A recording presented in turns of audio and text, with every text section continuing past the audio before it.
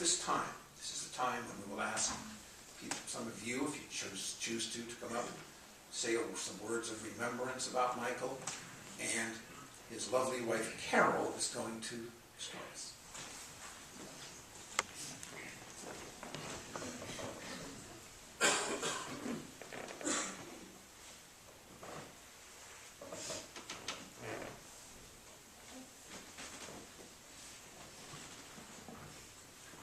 First of all, I want to thank you all for coming. It is really a tribute to Michael of how many good friends that he had and how many people he touched. Thank you.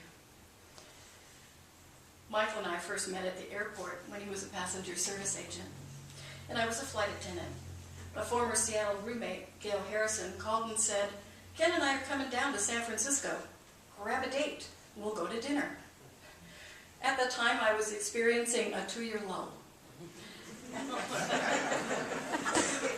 I thought a minute and asked myself, where the hell am I going to get a date? Then Michael popped into my head. A handsome, kind man with a warm smile, quick wit, and easy demeanor. Yet I didn't know him other than to see him occasionally at the airport when he worked one of my trips. Was he married? Was he dating anyone? I didn't know. So I decided to ask the next agent I bumped into, not realizing that Dave Bergen was one of his close friends. Dave hedged and said, "I know he's not married, but gee, I don't know if he's, going with anybody or not." I learned years later that Dave immediately warned Michael of my inquiry. So if Michael wasn't interested, he could have a good excuse ready. The next day at the airport in my cities, I ran into fellow flight attendants, Mike and Claudia Ho. Mike asked, "What are you doing here on your day off, Carol?" I told him about Gail and grabbing a date and the 2-year lull. I said, I was a little bit nervous because I was from the old school, and I didn't ask guys out, and was changing my mind about doing it, and I was ready to leave. Just then, Michael walked off the jetway and came over to us, and Michael Ho asked Michael, "Well, what are you doing Saturday night?"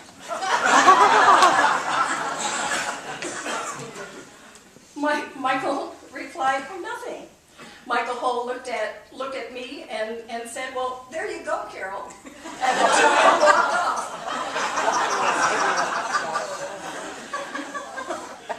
That's when it all began.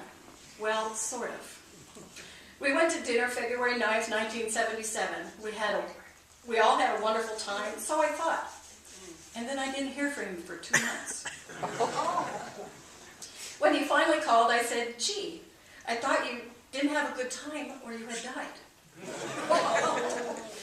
He laughed and explained he was busy going to other cities to rally the agents to vote yes for the union ALEA. We chatted over an hour, both of us feeling very comfortable with each other.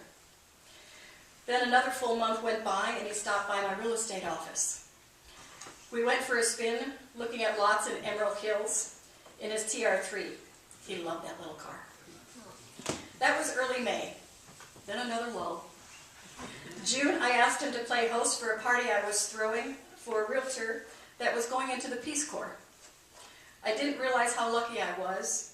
He fixed garlic bread, made drinks, and truly played host. In July, my real estate broker was having a 4th of July party.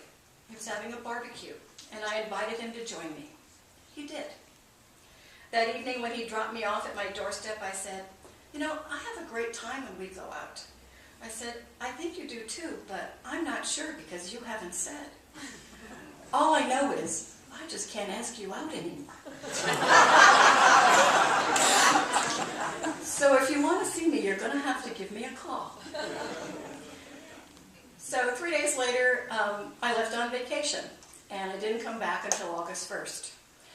And Michael must have been checking the manifests because he was at the gate when I got off the airplane. And he looked at me and he said, "I've missed you."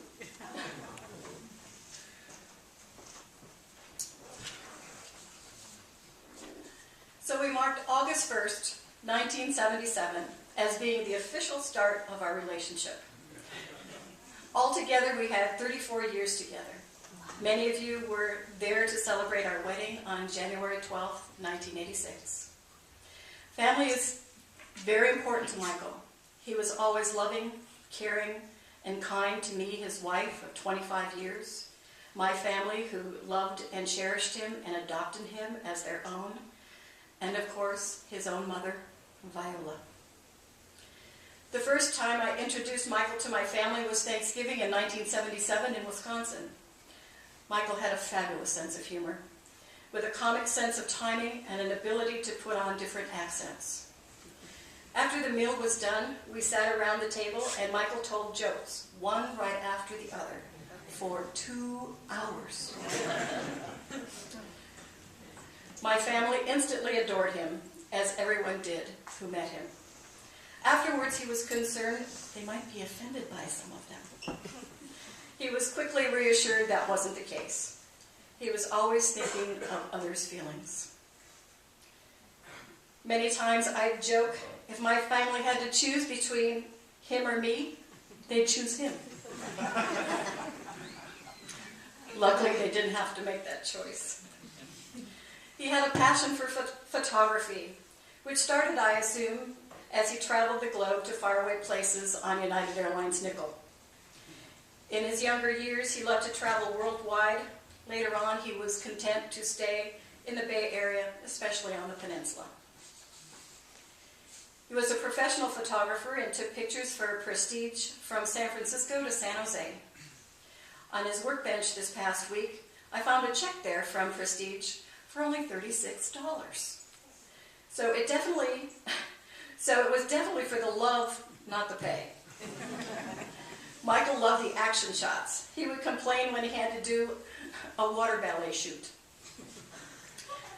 Early in his career for United Airlines, he was drafted and served in the Army for 2 years, stationed in Korea.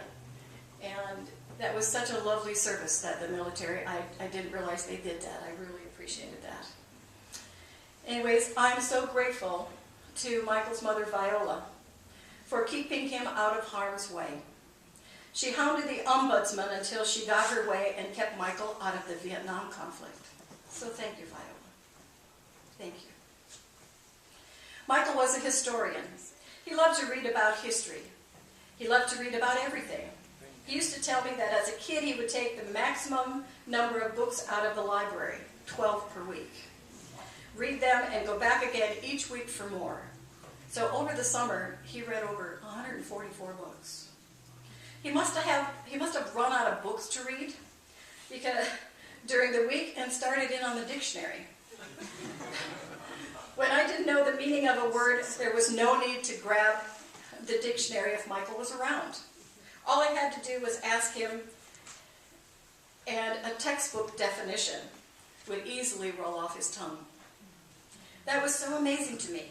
How did he do that? At first, I would double check. Soon I realized that wasn't necessary. He was always right. You'll hear another dictionary story today from my nieces, Sadie Rose and Madeline. He had a high IQ and was extremely intelligent. Michael remembered all he read. He had a photographic memory, and he had the rare commodity of common sense.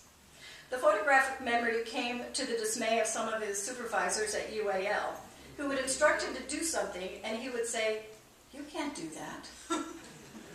And Michael would quote song and verse verbatim from United Airlines' own manuals and regulations, which he knew inside and out.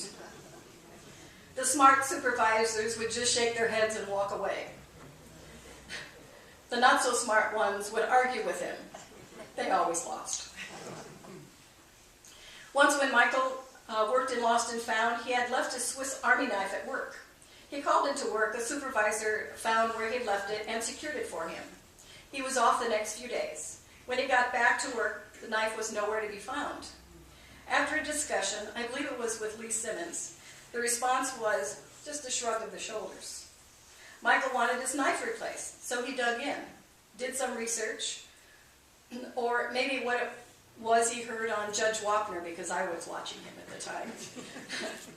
He was popular then. And he realized the act of the part of the supervisor was a gratuitous bailment. And a gratuitous bailment occurred when the person in charge at United had taken possession of it and let Michael know it was secure. Then UAL became responsible for its reasonable care. He went through the grievance procedures and won.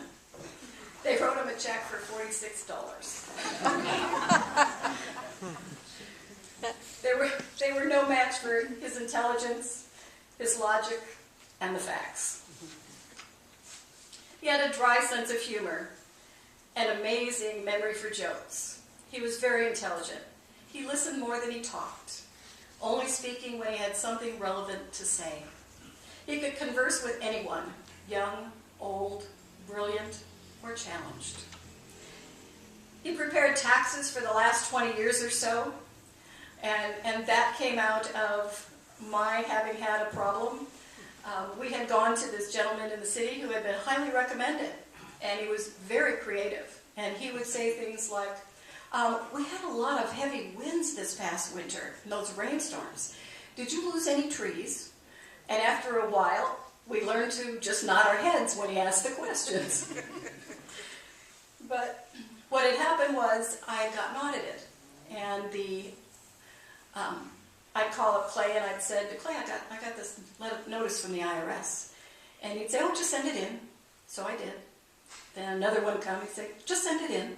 I did. After about 3 or 4 times of this, I finally got a call from my supervisor, who told me, Carol, the IRS is guaranteeing your wages. So that's when Michael stepped up, because I was a basket case.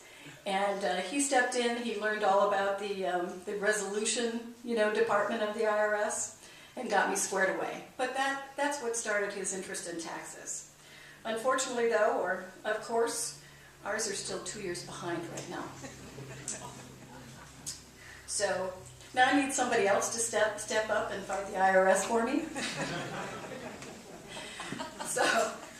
But Michael was very patient. He was very organized. He was a fabulous cook with a marvelous palate.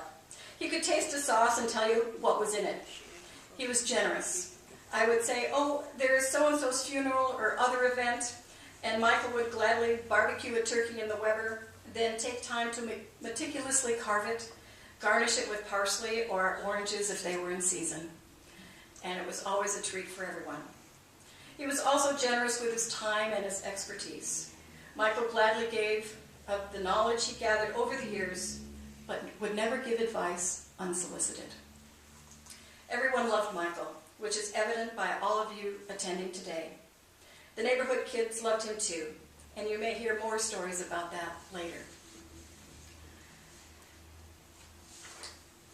I think I'm almost done here. He was kind, and young children would sense that. The kids next door were crazy about him, as well as the kids down the block. They would chat with him when they came to pick lemons from our tree, and also when their ball went over the fence into our yard. You'll probably hear more stories from their mom about that, either up from here or around the dessert table out there. Michael and I were in a good place. I loved his warm smile, his gentle touch, his easy demeanor, and his great sense of humor. And let's not forget his mastery in the kitchen and his fabulous meals. He was also, which you may not know, a great laundress. I will have to learn how to get the stains out of the front of my shirt myself now. Michael did many things for me. The most important was that he loved me unconditionally. Michael was my soulmate, the love of my life. We were together in a former life, and we will be together again. I want to thank you all for coming for this tribute and send-off of Michael. He was loved and will be missed by many.